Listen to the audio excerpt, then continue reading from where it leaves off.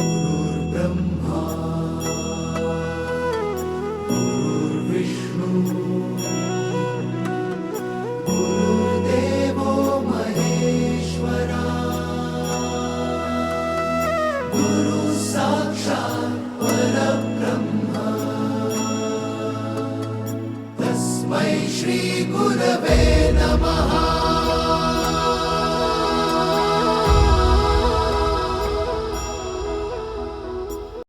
अध्याय पहिला। श्री गणेश, श्री सरस्वती, श्री गुरु, श्री कुलदेवता तसेच श्री अक्कलकोट निवासी पूर्ण दत्तावतार यतिवर्य श्री स्वामी राजांना वंदन करून ग्रंथचर्ते के विष्णू बळवंत थोरात यांनी श्री स्वामी चरित्र सारामृत या नित्यपठनोपयोगी पोथीच्या लेखनाला प्रारंभ केला आहे. सर्वप्रथम आरंभ देवता व श्री सद्गुरू यांना वंदन करून जगचालक विश्वनियंता श्री विष्णुदेव यांची स्तुती गुरुकर्त्यांनी विविध गुणविशेषांनी केलेली आहे. श्री विष्णुदेवांचे सगुण रूप वर्णन, त्यांचे आयुधे आणि वाहन यांची महती वर्णन करून पुढे ज्याची महती वर्णन करण्यास वेदही असमर्थ ठरेल त्या महाविष्णू अवतारापाशी श्री स्वामी चरित्र सारामृत निर्विघ्नपणे लिहून पूर्ण हो अशी आजवरही करण्यात आलेली आहे. त्यानंतर ब्रह्मकुमारी शारदा गुरुवर्य माता पिता यांना ग्रंथकर्त्यांनी वंदन केले असून त्रिगुणात्मक त्रिमूर्ती अशा दत्तात्रयांचे स्मरण करताना कलियुगामध्ये क्षीण होत गेलेल्या धर्मवासना पुन्हा मूळ पदावर आणण्यासाठी अवतरलेल्या त्रिपुत्र श्री दत्तात्रयांची महती कथन करून ग्रंथकर्त्याने पुढे व्यास, वाल्मिकी, कालिदास, वामन, श्रीधर आणि तुकारामादी संत कवी तसेच पंचकवींनाही आदरभावाने वंदन केले आहे. आपल्यापाशी ग्रंथनिर्मिती करण्याचे सामर्थ्य नाही याची कबुली देताना ग्रंथकार पुढे असेही सांगतात की समस्त देवी देवता, साधू सज्जन, संत पुरुष आणि कविश्रेष्ठांनी आशीर्वादरूपी बळ पुरवले तर माझ्या हातून स्वामी चरित्र सारामृताचे लेखन निर्विघ्नपणे आणि विनायास होईल आणि इथेच या पहिल्या अध्यायाची समाप्ती होते. अध्याय दुसरा. जे मनात अपेक्षा धरून सद्गुरूंची भक्ती करतात त्यांचे मनोरथ पूर्ण होतात आणि जे मनात कसलीही अपेक्षा न धरता निष्काम भावनेने श्री सद्गुरूमध्ये रमतात त्यांना मोक्ष अर्थात कैवल्यपदाची प्राप्ती होते. श्री गुरुचरित्रामध्ये दत्तात्रयांचे द्वितीय अवतार श्री नृह सरस्वती कर्दळीवनात गुप्त झाल्याची कथा आहे. हेच पुढे लोकोद्धार करण्यासाठी श्री स्वामी समर्थ यांच्या रूपाने अक्कलकोटी स्थिर झाले अशी धारणा आहे. मात्र एका भक्ताने स्वामींची जन्मपत्रिका बनवून त्यांना अवताराविषयी निराळे भाष्य केले आहे. याविषयी तर्कवितर्क काही असो, मात्र श्री स्वामी हे सर्वसामान्य जणांच्या उद्धारासाठी मानवदेह धारण करून अक्कलकोट येथे अवतरले हेच सत्य आहे. याविषयीचा एक प्रसंग असा घडला की राचप्पा मोदी या भक्ताच्या घरी श्री स्वामी बसले असताना कोणी कलकत्त्याचा साहेब दर्शनाच्या हेतूने त्यांच्यापाशी गेला आणि आपण कुठून आला आहात असे श्री स्वामींना कुतूहलपूर्वक विचारू लागला. त्यावर श्री स्वामींनी हसून त्यांना सांगितले, आम्ही प्रथम कर्दळीवनातून निघालो आणि त्यावर कलकत्ता, हरिद्वार, केदारेश्वर आणि गोदावरीवरील अनेक तीर्थ पाहत हैदराबाद, मंगळवेढा, पंढरपूर, बेगमपूर, मोहोळ, सोलापूर करीत अक्कलकोटास आले. मंगळवेढा येथे श्री स्वामींना 12 वर्ष वास्तव्य केले.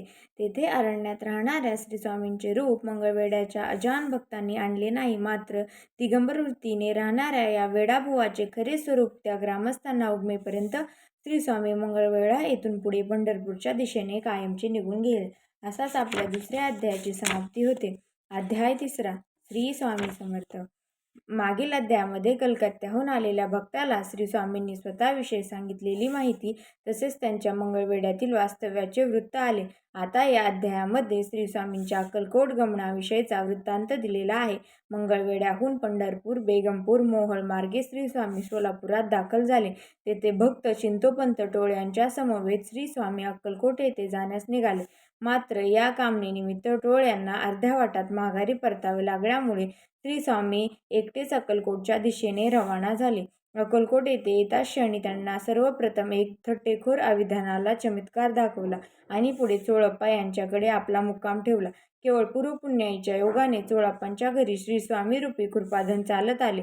कोणत्याही प्रकारचे योगतत्व नसूनही केवळ भक्तिबळाचे सामर्थ्य बाळगणाऱ्या चोळप्पांवर श्री स्वामींनी अपार माया आणि कृपा केली. त्यांच्या घरात वास्तव्य करणाऱ्या श्री स्वामींची कीर्ती जेव्हा अक्कलकोटच्या राजासाहेबांच्या कानी पोचली तेव्हा त्यांनी त्यांचे दर्शन कसे घडले या उत्सुकतेतून ते असताना श्री स्वामी राजवाड्यात अवतीर्ण झाले. साक्षात श्री स्वामीरायांना समोर उभे पाहून सभेतील समस्त जण चकित झाले. राजेसाहेब सिंहासनावरून खाली उतरले आणि धावत जाऊन श्री स्वामी चरणांची मिठी घालते झाले. भक्तांसाठी सगुण साकार झालेल्या निराकार निर्गुण स्वामींच्या चरणपादुका मस्तकावर धरून श्री विष्णूही ब्रह्मानंदात मग्न होतात. ते राजांचे कौतुक ते काय. श्री स्वामी समर्थ. अध्याय 4. श्री स्वामी नामाचे स्मरण करणे तसेच त्यांचे पूजन करणे आणि त्यांच्या भजन कीर्तनात मग्न होणे इतके श्रेष्ठ कार्य करणाऱ्या अन्य धर्मकार्य, तीर्थाटन, योगाभ्यास, होम हवन असे काही करण्याची गरज नाही. केवळ स्वामी नाम सतत घेत राहिल्याने चारी पुरुषार्थ साध्य होतात आणि जन्ममृत्यूचा खेपा चुकतात. मागील अध्यायात श्री स्वामींनी अक्कलकोटच्या राजासाहेबांना साक्षात दर्शन दिले आणि ते चोळप्पाच्या घरी परतले. चोळप्पा घरी निर्धन गरीब असला तरी त्याला श्री स्वामींच्या सहवासाचे अक्षयधन प्राप्त झाले. श्री स्वामींनी त्या सानिध्यादरम्यान चोळप्पा व त्याच्या कुटुंबियांची हर तऱ्हेने परीक्षा घेतली. मात्र ते सर्व श्री स्वामींच्या कसोटीत पूर्ण उतरले आणि श्री स्वामी कृपा प्राप्त करते झाले. इथे श्री स्वामींची प्रसिद्धी सर्वत्र पसरली. लांब लांबून भक्तजन अक्कलकोटास येऊ लागले. अनेकांच्या मनोकामना पूर्ण होऊ लागल्या. श्री स्वामीचरणी येणाऱ्या भक्तांचे प्रमाण दिवसांदिवस वाढू लागले. मात्र या काही कुटील निंदकही होते. तसेच एकदा 2 संन्यासी स्वामींची परीक्षा घेण्यासाठी अक्कलकोटास आले. श्री स्वामींनी त्यांना कुटील हेतू ओळखला. त्या दिवशी श्री स्वामी ज्या भक्ताच्या घरी होते तेथे अनेक दर्शनाचे फळाफळ घेऊन आले. मात्र श्री स्वामींनी आलेला प्रसाद त्या संन्यासासमोर ठेवला, परंतु श्री स्वामी स्वतः उपाशी असल्याने ते संन्यासी देखील काही खाऊ शकले नाहीत. अशा संपूर्ण दिवस सरला. त्यावरून श्री स्वामी हे ढोंगी साधू नाहीत याची खात्री पटल्यामुळे ते संन्यासी क्षमायाचना करते झाले. श्री स्वामी समर्थ. अध्याय 5. अध्यायाच्या सुरुवातीला ग्रंथकाराने सत्पुरुषांच्या सहवासाने भक्तांमध्ये उत्तम बदल करून घडतो असे विधान केलेले आहे. ज्यांची पूर्वपुण्याई आहे त्यांना श्री स्वामींचा सहवास लाभला. अक्कलकोट निवासी जनता तर परमभाग्यशाली होती. अक्कलकोटच्या राजांनाही पूर्वपुण्याईमुळेच श्री स्वामींसारख्या दिव्य सत्पुरुषांचा सहवास घडला.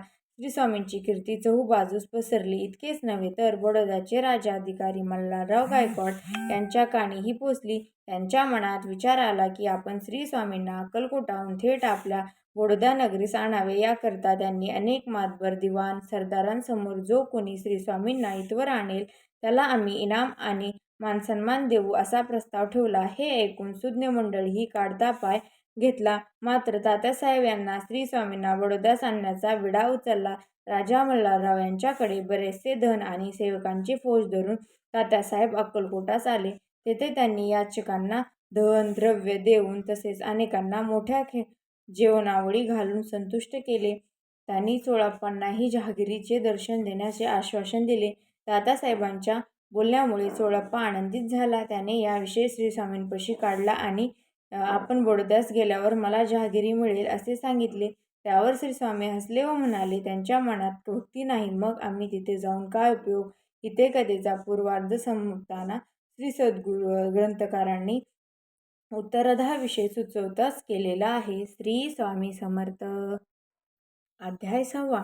ज्याप्रमाणे गुरुजन बालकाचे बोट धरून त्यांच्याकडून मुळाक्षरे गिरवतात त्याप्रमाणे श्री स्वामी माझ्यासारख्या मंदाकडून हे चरित्र लिहून घेत असल्याचे ग्रंथकार कबूल करीत मागील अध्यायामधील अपूर्ण कथेवडी वळतो. श्री स्वामींनी चोळप्पाला सांगितले की बडोदा नरेशाकडे भक्तिभाव नाही, म्हणून तिथे जाण्यास मला काहीही प्रयोजन वाटत नाही. श्री स्वामींचे हे बोल चोळप्पाने तात्यासाहेबांच्या कानावर घातले. ते ऐकून तात्यासाहेब निराश झाले. आपले प्रयत्न वाया जाण्याची नामुष्की ओढवली. या भीतीपोटी त्यांनी पुन्हा अनुष्ठानादी धर्मकार्य सुरू केले आणि गुरुचरित्राचा सप्ताह करण्यास ब्राह्मण बोलवले, जेवणावळी उठवल्या आणि दान धर्म केला. परंतु श्री स्वामींनी त्यांच्याकडे दुर्लक्ष केले.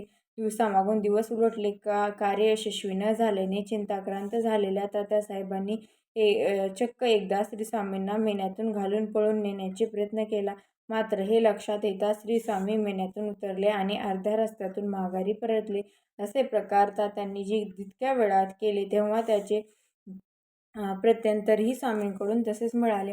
अखेरीस कंटाळून तात्या माघारी परतले. हे पाहून मल्हाररावांनी यशवंतराव या मराठी उमररावास पाठवले. यशवंतराव अलंकार, वस्त्रभूषणे आणि द्रव्य घेऊन श्रीस्वामीपाशी आला तेव्हा श्रीस्वामींनी रौद्ररूप धारण केले. त्यांचा क्रोधावतार पाहून यशवंतराव पुन्हा माघारी पळाले. या परिणामी अखेर मल्हाररावांना राज्य गमवावे लागले. विषप्रयोग करण्याचा एका आरोपावर मल्हाररावांना अटक करण्यात आली. श्रींच्या अवकृपेचे हे फळ होते. श्री स्वामी समर्थ. अध्याय 7.